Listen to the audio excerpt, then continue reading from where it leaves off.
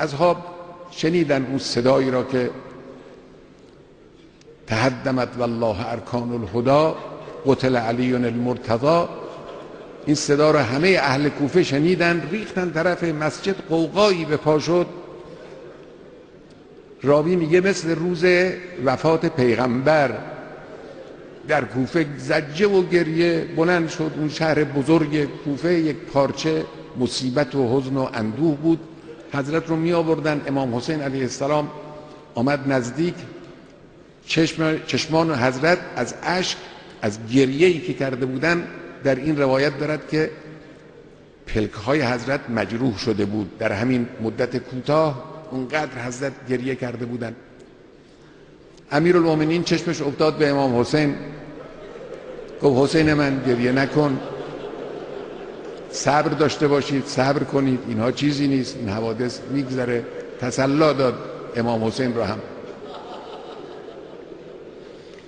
حضرت را آوردن داخل منزل، بردن در اون مصلای حضرت، اونجایی که حضرت در خانه در اونجا نماز میخوندن. فرمود ببرید مرو اونجا برای حضرت بستری گستردن، حضرت رو اونجا گذاشتن. اینجا دختران امیرالمومنین آمدن،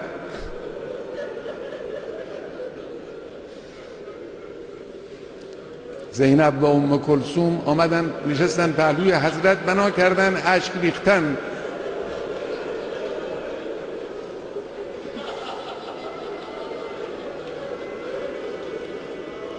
امیرالمومنین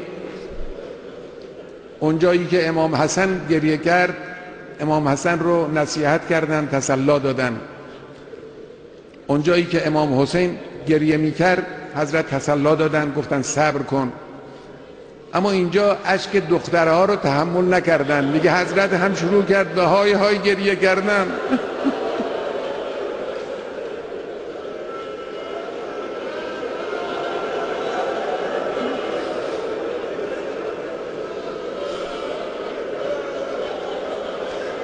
یا امیرالمومنین، گریه زینبت رو اینجا نتوانستی تحمل کنی.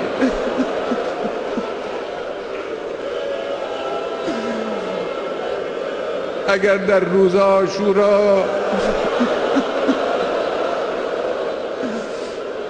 میدیدی چگونه زینبت اشک میریزه، نوحه سرایی میکنه، چه میکردی؟